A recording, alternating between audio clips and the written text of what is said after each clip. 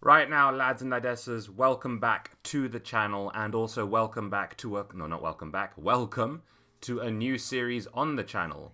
I've decided I want to do a sort of weekly video that will kind of bridge the gaps between my various rebuilds, and this series will be known as ATF, All Things Football, where I just basically take a look at different topics and different things within football, perhaps transfers, perhaps controversy, perhaps just general happenings in the world of football, and have a little chat about them. I'm a little bit late on this topic though. Our first video is going to be about the US women's national team and specifically regarding their celebrations and their general behavior following the 13-0 rout of Thailand. So there have been a lot of conflicting opinions on this, I think. And I just wanted to give my view on this basically. So without further ado, let's get into it. So, to begin with, if you've been living under a rock, you probably won't know that the Women's World Cup has been underway for the past, I'm not sure how many weeks now. But it's the latest edition of the competition. It's being held in France, and I've been following a few games. It's the first time I'm following a female competition. And to be honest, it's been a really good watch. It's been really interesting, a lot of big scores, a lot of, new stories emerging, lots of breakout stars. And I've really enjoyed it. And this particular game was was between the USA, which is the current reigning world champions of women's football, and Thailand, which is a relative minnow. I think they're ranked 34th in the FIFA World Rankings in terms of international female teams. And with this massive gulf in between them, you can imagine the USA weren't troubled in the least. And so the USA were considered favourites going into this whole competition, and obviously they'd be favourites going into this game as well. And so it wasn't a huge surprise to find out that they'd romped Thailand in double digits when, the score came out at the end of the 90 minutes. But, the celebrations, if you watch the game, the celebrations were a little bit outlandish considering the game was out of sight well within the first half.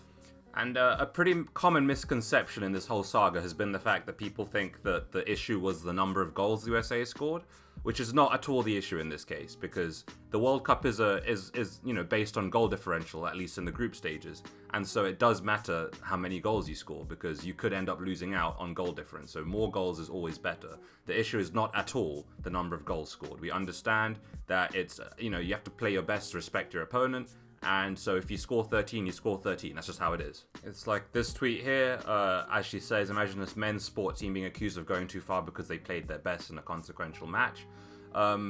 She's right, it wouldn't happen, but we're not criticizing women for doing that either. What we're criticizing is the celebrations. Now, I'm not entirely sure how things work in women's football. Like I said, I've only watched one competition, and in that competition, I've still only watched like 3 games. But I think it's an unwritten rule, regardless of gender, in sport and competition in general, that you respect your opponent. And in that case, if you watch a lot of men's games, when the score does end up in the, 3, 4, 5, 6, 7, basically in the territory of embarrassing for the opponent, the team scoring all the goals tends to stop celebrating. Like if you watch Germany versus Brazil back in 2014 in the World Cup, Germany absolutely humiliated Brazil in their own country. And after scoring 3, they sort of stopped celebrating as a team. They sort of like toned down the celebrations and just, let the match play as it was. Like here you can see you've got Germany celebrating. I think this is their 4th goal in the game. And it's just a huddle, they're celebrating, congratulating each other. And Brazil are clearly frustrated.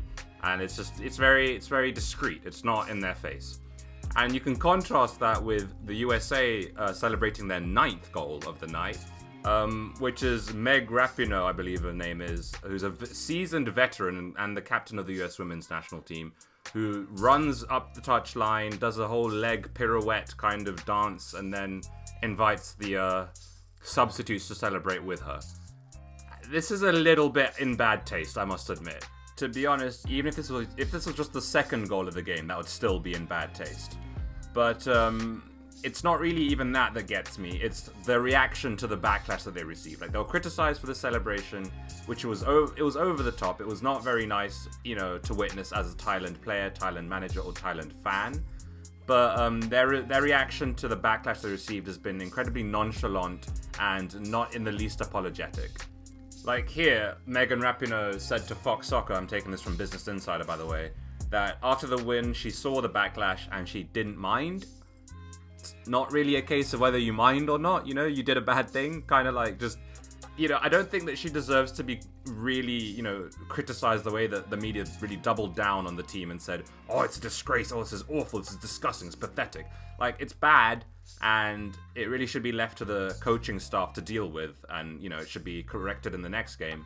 But the fact that Rapinoe says that she doesn't mind the backlash, and that here she says that the people are coming at her or coming at the team. No one's coming at the team. We're just saying, you could have acted differently on the night, which you definitely could have. And like I said, a 9th goal celebration where you run to the touchline and you dance and you flip and you pirouette, that's in bad taste for a 2nd goal. So for a 9th, it's just really not great to be, on the world stage acting like that. And this, like so many other big issues or contemporary issues in society, managed to make it onto The Daily Show with Trevor Noah, which is a show I watch, and I generally support what Trevor Noah says, and I think he's a funny guy, but I feel like they dealt with this issue incredibly poorly. Here's what they had to say. People are saying the U.S. women's soccer team was unsportsmanlike. Do you agree? No. They were not being unsportsmanlike, Trevor. They were being American. Our slogan is America, yeah. Not America, oh, sorry, we won. Right, fair point. But if this is the case, then you've basically just opened yourself to criticism because you're admitting that your country lacks class and professionalism. This is incredibly arrogant, and this is basically just saying that they do deserve the criticism that they're receiving. Okay, you're a good mom, I guess, Desi. But don't you feel even a little bad for Thailand's team? What? Thailand? No, this has nothing to do with them. Our women weren't playing against Thailand. They were playing against the patriarchy. Right, okay. I'm gonna go ahead and stop you right there. No, they weren't. They were playing against Thai women. And this has nothing to do with the patriarchy or men's football. And essentially what she's saying is, yeah, we know the women acted badly, but it's actually the men's fault. No, that is not how it works. The women acted on the night. They did a bad thing on the pitch in that game as a reaction to those goals that they scored. Men were not involved in the least. Let the women be accountable for their actions. And like I said, it's not that deep in the end. It really isn't. It should just be dealt with accordingly. Maybe they issue some kind of apology and say, oh, look, it was an explosion of joy, as Rapinoe said. Perhaps we shouldn't have acted in that way, and we should, conduct ourselves accordingly in future. It should not be a thing about the patriarchy. She actually goes on further to talk about how women earn 30% of men's salaries for the same work in the footballing world. And in some cases, it's even worse than that. Alex Morgan, perhaps the best female football player in the world, earns $450,000 a year. Dollars a year. Meanwhile, Lionel Messi, who is probably the best men's football player of all time, earns $102 million a year. It's disgusting that gulf exists. It's ridiculous. However, it is down to revenue. It is down to how many people enjoy men's football versus women's football.